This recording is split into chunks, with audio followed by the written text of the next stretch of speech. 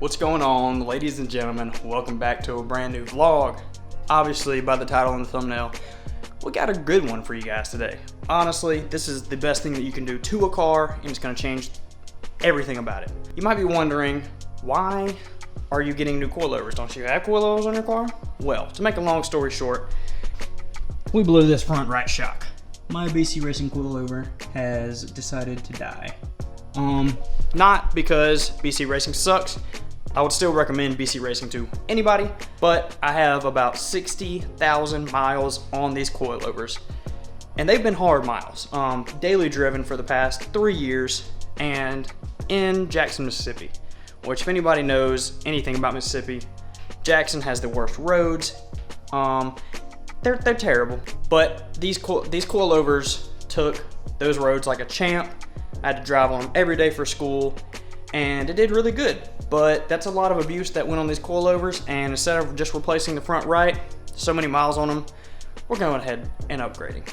So today we have Silvers Neomax coilovers. Now I've heard a lot of great things about these. They're only just like a tiny bit more expensive than BC Racing, I think like $100 maybe.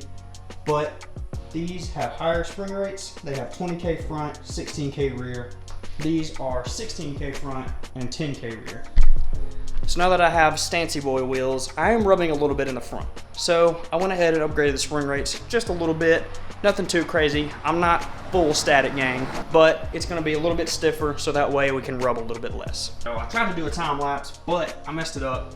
Here's the Silver suspension. We got our front struts right here, 2 rear springs, and our 2 rear shocks. So I'm gonna go over what you need to do to take the suspension out and put it back in. It's pretty simple, but it's harder for a beginner. I've done it a few times now. Usually I'm with somebody, but I'm kind of lone wolfing it this time. So we'll see how long it takes me. But I'm just gonna go ahead and get to it. I'm probably gonna do a bunch of time lapses. I'm gonna explain it to you as much as I can, and then do a time lapse of me doing the actual job. So I think I'm gonna start with the fronts and then work my way to the rear. Once I get them out, I'm going to measure what I have in there, the BC's in there now, with the Silvers. That way it's the same ride height. You're gonna have your brake lines actually sit on your coilover. So you basically just pop these things out right here, and then you got this brake line just hanging. And you come over to the other side, all you have is one little nut holding this on. So that's the first thing you wanna do when you take these off. Forgive me for my dirty engine bay. We're gonna get it clean before Gatling Bird. But what we're gonna do before we do the bottom part of the coilover is we're gonna take the strut tower off and undo the top hat bolts. The strut tower brace is just kind of in the way. Somebody might be able to get to them without taking it off, but I think it's easier if we just go ahead and take the strut tower brace off. I screwed up the time lapse again. I keep like making it do it too fast, but it's literally 2 bolts, a nut, 2 bolts, a nut, and then over here on this side, you just want to take the brake booster thing off, which is just 2 clips, slide it out, and then there's 2 clips right there, and you just kind of like pop that middle these plastic pieces off, and you're good to go.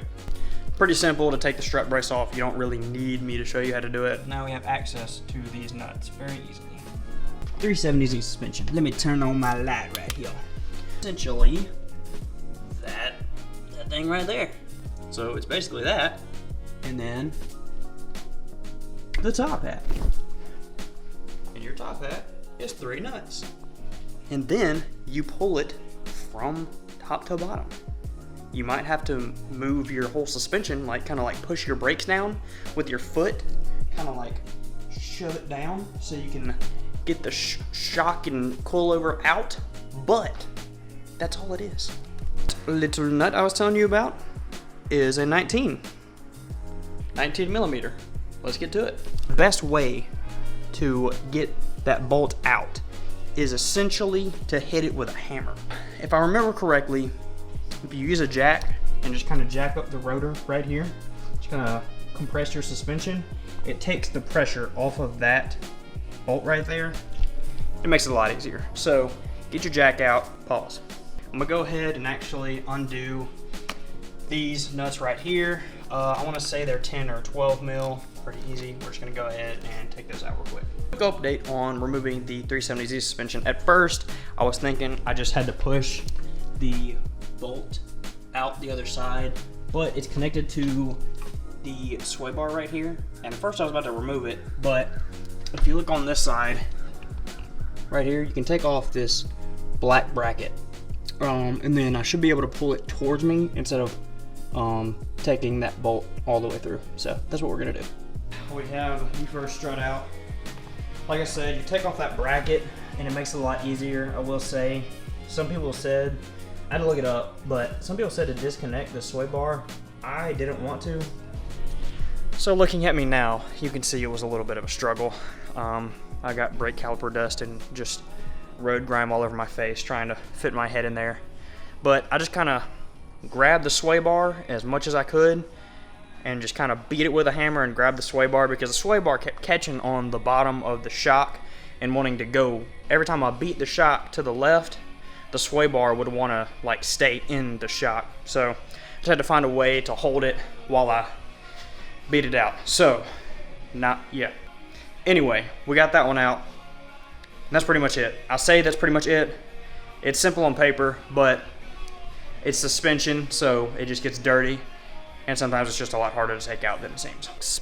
Like I suspected, the other side went way easier. It took me like 10 minutes to do the other side. We're gonna hop over to the rear. Of course, I'm gonna say it should be more simple because there's not a sway bar that's stopping me, but you never know. Two little nuts. Take them things out. Then we got one right here. So that's the shock. All right, the top nuts were 12 millimeter, and then this was a 17 millimeter nut and a 20 or 19 millimeter bolt.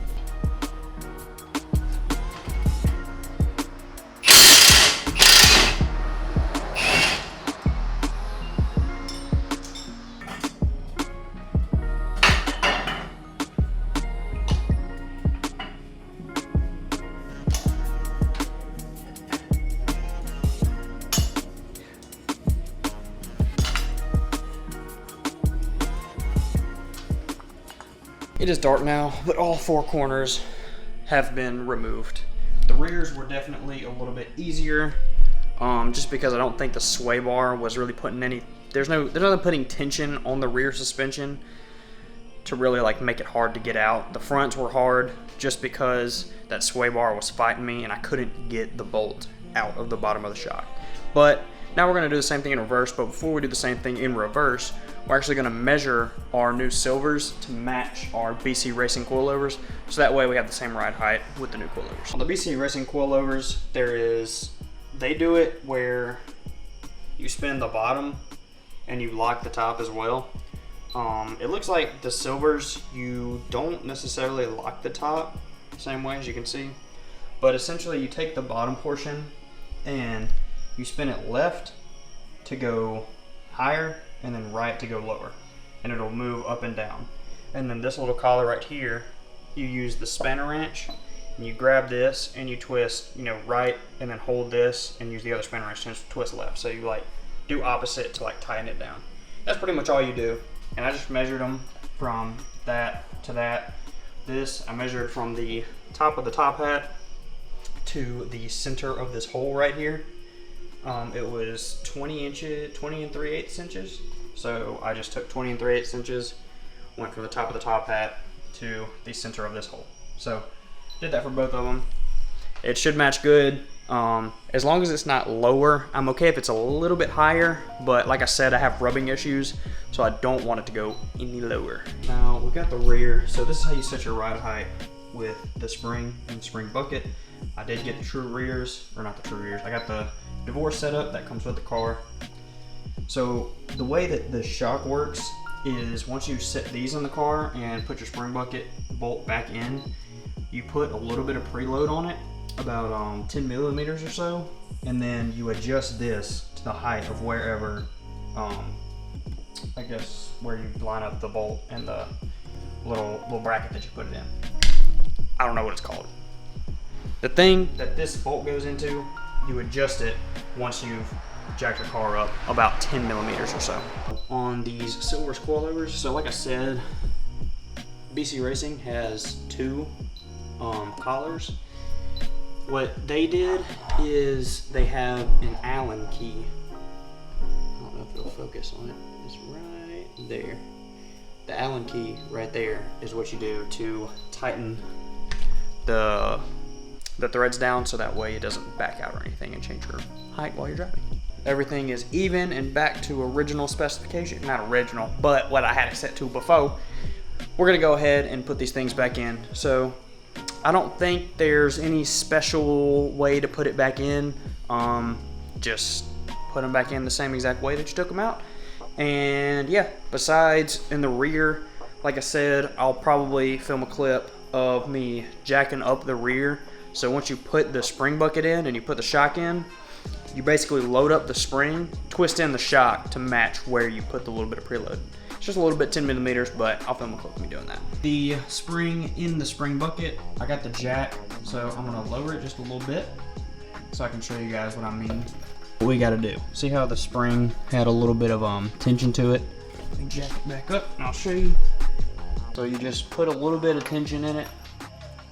Once you feel it and then you start to see the spring compress, just do like one, just do like two, just one, just a couple like good presses just to get the spring kind of like basically what it would feel like if the car was sitting on the ground.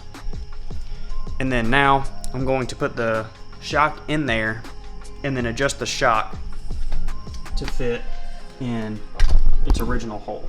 So you put the shock in at the top. So you put the shock in at the top and then adjust it to fit in the hole right there. All right, y'all, we have some disappointing news. Well, my shock can't adjust up anymore.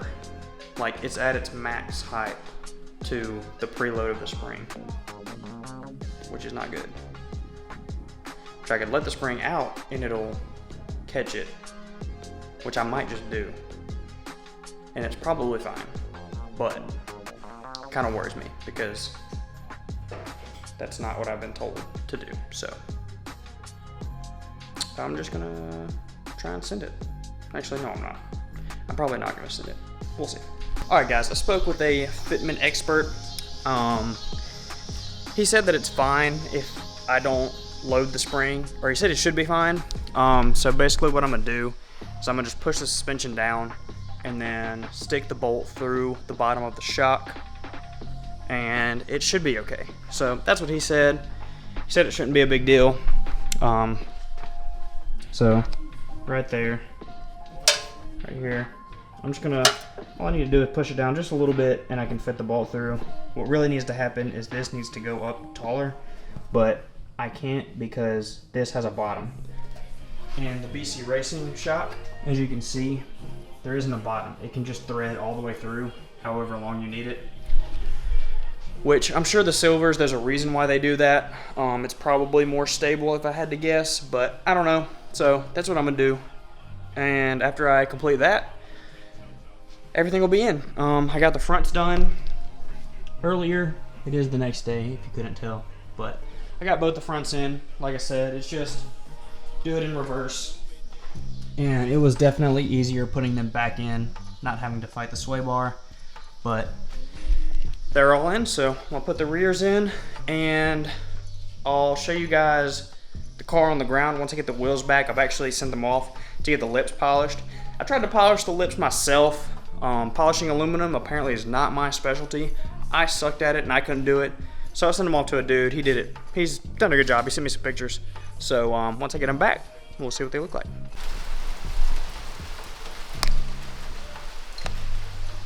All right, y'all, we're back.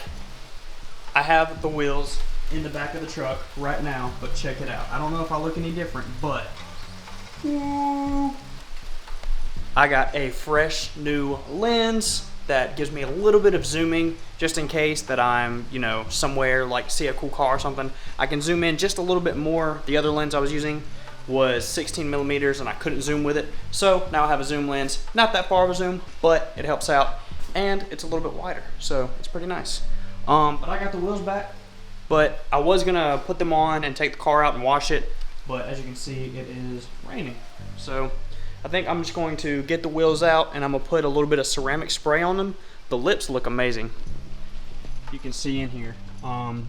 Yeah, the guy that I sent them to polished the lips beautifully. They were really hazy before, had some scratches in them, but now they match the chrome plating really well. Apparently the front, one of my fronts, it has an original wedge lip on it, and apparently the lip is like chrome plated actually, but I didn't know that. So that's the only one that still looks the same, but all the other ones he was able to polish the aluminum out, and they look spectacular. So let's drag these in here and get them on the car.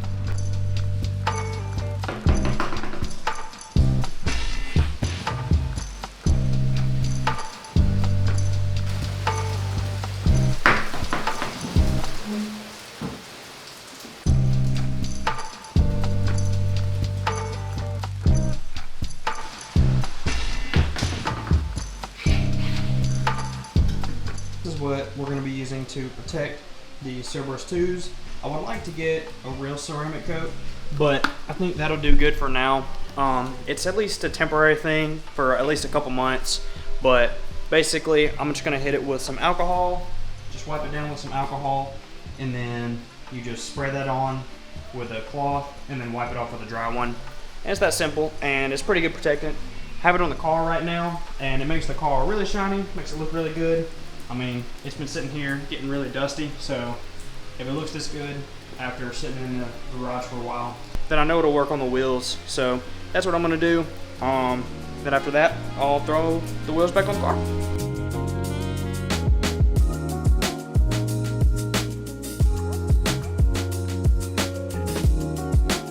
Alright y'all, now that the wheels are spray ceramic coated, not a real ceramic coat, but it's a 3-in-1 from Griot's, and it works pretty good.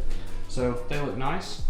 Now I'm gonna nut, bolt, check the whole suspension, and then I'm gonna throw the wheels on.